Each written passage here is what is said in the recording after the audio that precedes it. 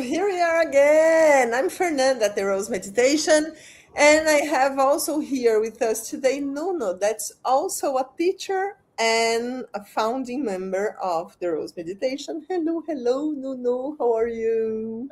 Very good. And you? Very good. So today is the last day of our challenge, our meditation challenge. It was a beautiful path through this way. It was really nice to have people with us. It was nice to be part of this challenge. And I think to finish this path, we are going to talk about meditation because there's not a consensus of what is meditation. If Hmm. you go look in different meditation schools, if you talk to different meditation teachers, and even if you go deeper and you search for scientific researches about meditation, there are a lot of different explanations or concepts of what meditation is. So, everyone has their own opinion on meditation. And if you can start to explain our point of view about it and to give a context of why we use this concept that we use in our schools, that would be amazing. Okay. I totally agree that everyone has a different opinion. I think some of them will be structurally similar, but then their Mm. point of view is unique. So there's that uniqueness into the definition. But also, there's a lot of, I think, misunderstanding of what this term means. For us here at DeRose, we are very connected to the definition that was first published in the Yoga Sutra from Patanjali, which is when you reduce the instabilities of your consciousness. So for us, meditation is the training with that goal. Okay. Mhm. Very, very like the shortest definition that we could do. But then practically, things are not so straightforward, okay? Because here I notice a big, big difference. People that know a lot about it, but they don't have the training, and then people that really don't care about definitions, but they do have a great training. And this is a massive difference in the subject of meditation. Okay, Mhm. Mhm. sharing some a very very personal insight.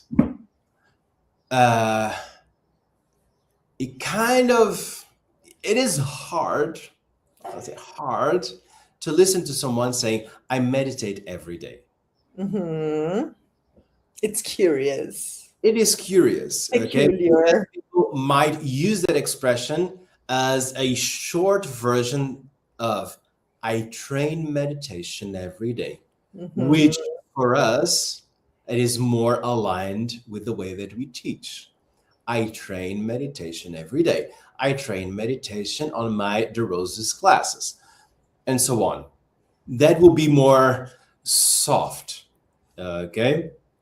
Uh, Because when you use it that way, I meditate every day, that means you have already accomplished the level of meditation, which is to have your mind silent, which is hard as hell to achieve that. So, you can be a little bit of jealous, you can be a little bit of unfairness in there, but we tend to be more polite of saying I train meditation instead of saying I meditate. Mhm.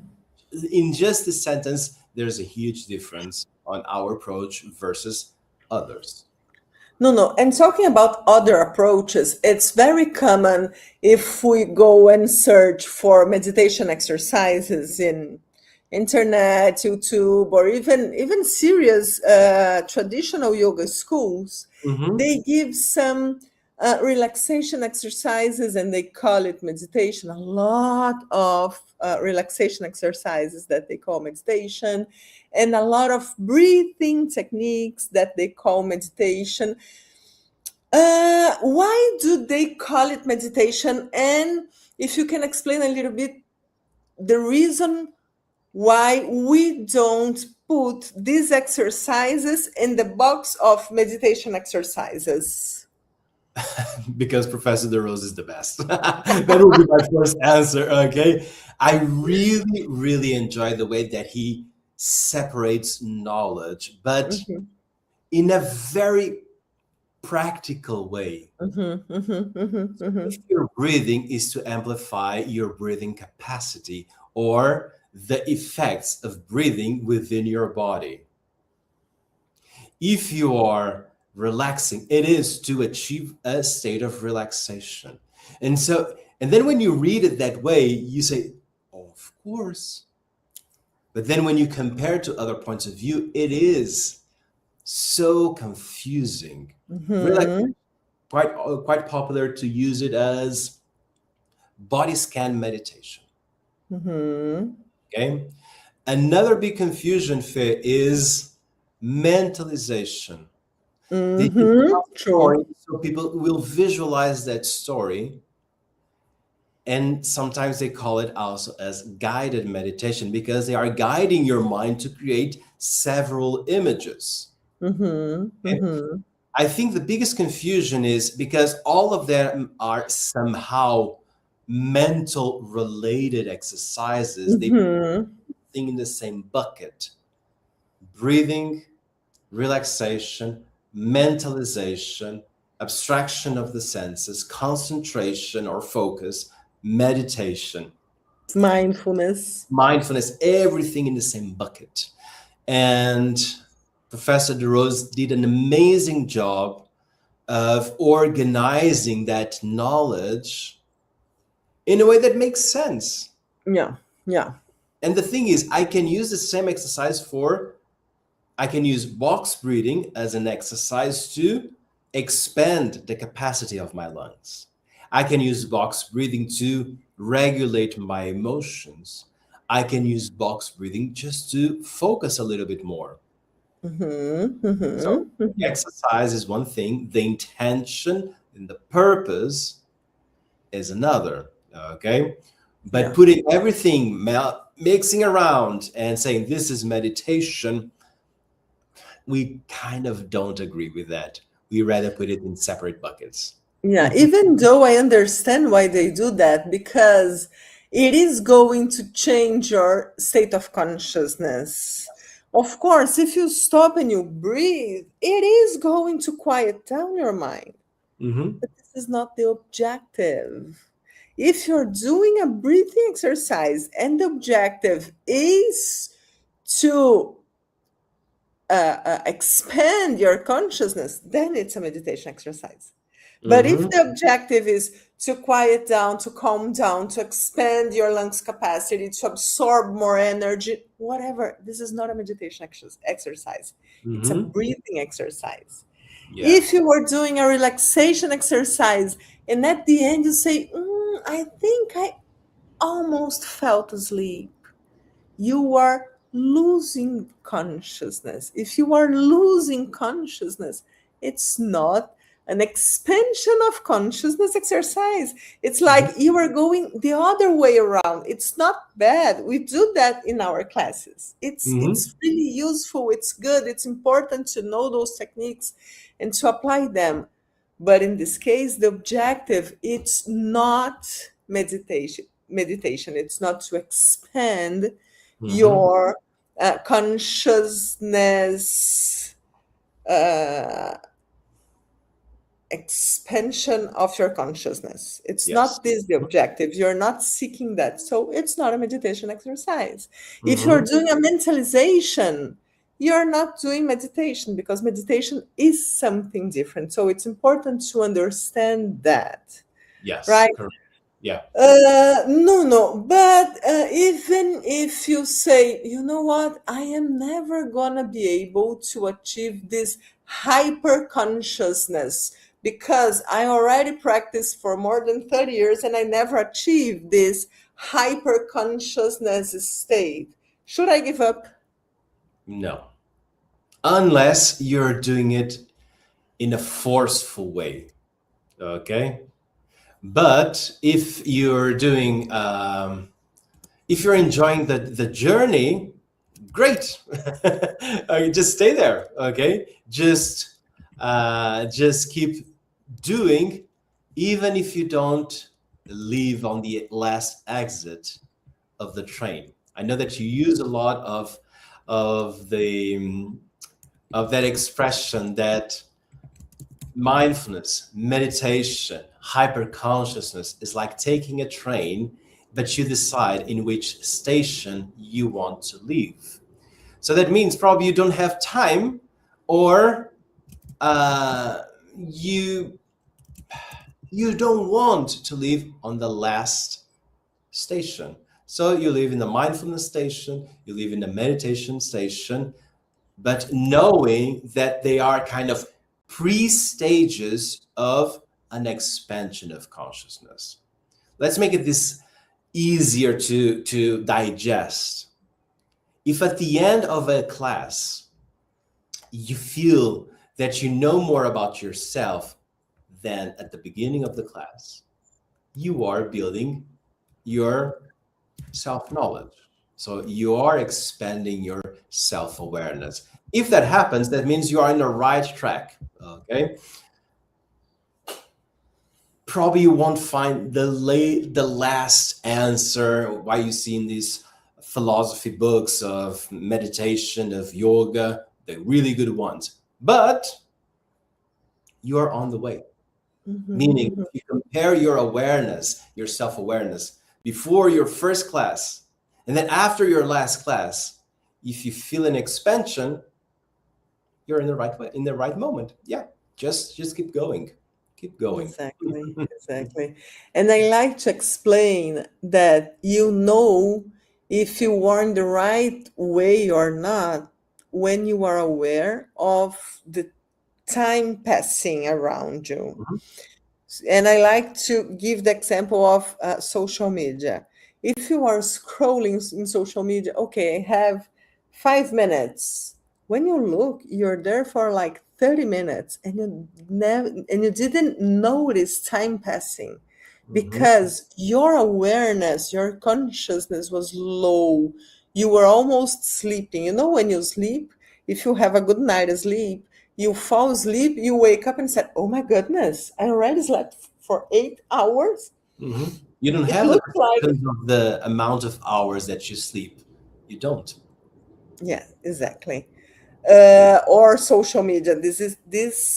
These moments you are losing your consciousness. Mhm, When you are meditating, you are increasing your consciousness. You are more aware. So if you're looking at you have a clock in front of you, you notice that time starts to pass slower. Then, okay, I think I'm in the right direction to do my meditation exercises. And I always like to compare as well when people don't understand how it works to a marathon. Oh, imagine I decide I'm going to start to run and I'm 48 now. Of course, I'm not going to train 2 hours tomorrow. Otherwise, I'm not going to be able to walk for a few days. So I start slowly. yeah. But if I'm someone that is really into the focus of the end, I'm gonna tell you, no, no, I'm starting to running, and in a year I want to be in Hawaii, running in Kona, the big Ironman, the Mhm, most important Ironman. And if I'm not there, my running doesn't work. My running training is not working because I'm not there. It doesn't make sense because I can start today and decide, okay, in 6 months, maybe I'm going to do a 5K marathon, like in my mhm, city. And it's going to be amazing. you are enjoying the process, and this is what matters. Maybe in a year, I'm going to be able to run a 10K. Maybe in 2 or 3 years, I'll be able to run a 42 or a 21.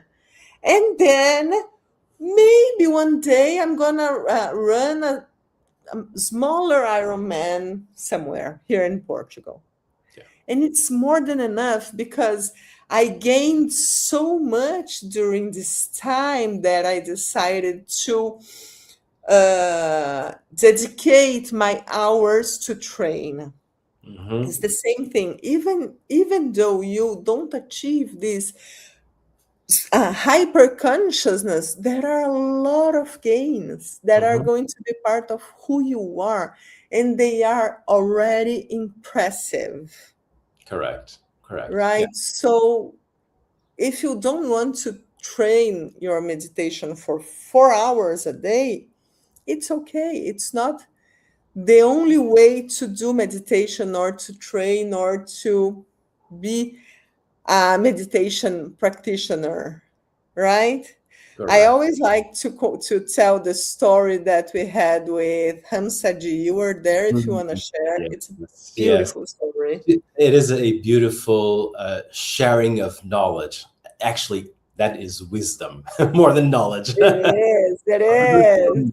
Hansa Ji, she is the current director of the Yoga Institute in Mumbai, which is the oldest and still active yoga institution in the world.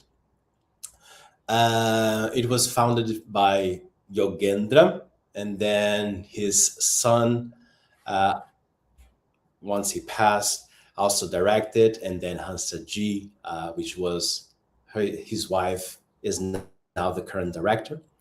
And we were having a lecture there, and she was so straight to the point about the yoga practice. She said, if you have 4 hours to do a yoga practice, do it for 1 hour and then do volunteer work for the other three. Go teach, go help, go do other things for your community, for your, to serve, to support, to care. And that makes so much sense.